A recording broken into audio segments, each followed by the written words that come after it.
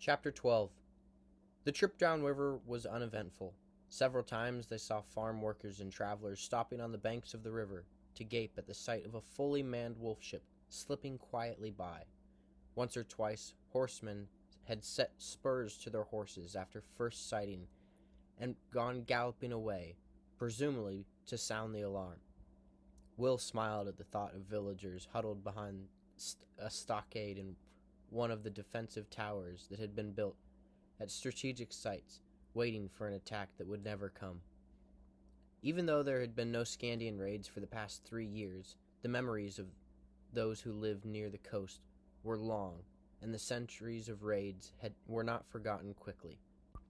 There might be a treaty in place, but treaties were abstract concepts written on paper. A wolf ship in the vicinity was a hard reality, and one likely to create suspicion. Finally, Wolfwind slipped out into the sheltered waters of the estuary and turned south toward the narrow sea. The Gallican coast was a thin, dark line on the horizon, more sensed than seen. It could well have been a cloud bank. The wolf ship rose and fell with the gentle, slow rollers that passed under her keel. Evelyn, Will, and Horace stood at the ship's bow, feeling the regular rising and falling movement under their feet. "This is quite pleasant, really," Will said. Evelyn smiled at him. "As I recall, you said much the same thing last time." "Just before the storm hit us." Will grinned ruefully in reply. "How was I to know?" Horace looked a little anxious. "A storm," he said. "Was it bad?" "The waves were huge," Will said. "They came through 2 or 3 times the height of the mast." Horace looked at his old friend, polite disbelief in his eyes. But Evelyn hurried to support Will. "No, really, Horace, they were huge. I thought we were going to die." "I was sure we were going to die," Will added. Horace gazed anxiously around him. Up until now, he had been enjoying the light, easy movement of the ship. "Well, I hope we don't hit anything like that today," he said. Will shrugged casually. "Oh, don't worry. Wolfwind will handle anything the sea can throw at her." He leaned back, breathing in the salt air. He was enjoying himself, and it was good to be spending time with Evelyn once more. Their paths had diverged after their return from Scandia, and he knew that she had been disappointed, even hurt, by his decision to remain a ranger, turning down the commission in the Royal Scouts. He had been offered the commission only after Evelyn had pleaded with her father to find a way of keeping Will at Castle Ereluen. She had seen his refusal and rejection of her, and the few times they had met socially since, she had made a point of assuming royal airs and maintaining a frosty distance from him. Now, in the rough and ready atmosphere of a wolf ship, there were so many reminders of their past adventures around them, those barriers seemed to be melting away. "Are you all right?" Gillen asked Halt. It was the 3rd time he had asked the question, and, as he had on the previous 2 occasions, Halt replied in a tight voice, "I'm fine." But there was something wrong, Gillen sensed. His former mentor seemed unusually distracted. There was a small frown knotting his forehead, and his hands gripped the ship's rails hard as he white-knuckled. "Are you sure? You don't seem all right." In fact, Halt was looking rather pale behind the beard and below the shadow of his cowl. "Is something bothering you?" Halt's pale, angry face turned to him. "Yes," he said, "something is bothering me. I am being constantly asked, 'Are you all right?' by an idiot.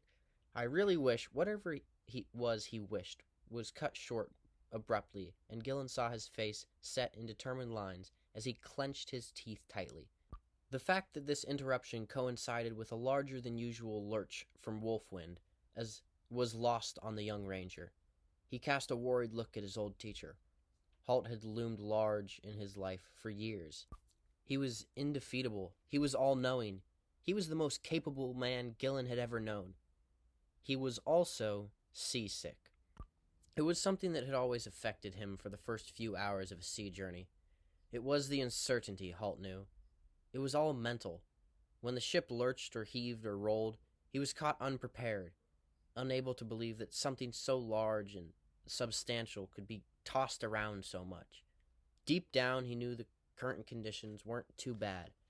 But in the first few hours of the journey at sea, Halt's mind queried the fact that at any moment he might see a bigger wave, a more sudden lurch, a fatal roll that would go too far. He knew that once he became accustomed to the idea of the ship moving and recovering, he would be able to come to terms with his stomach and his nerves. But that would be in several hours.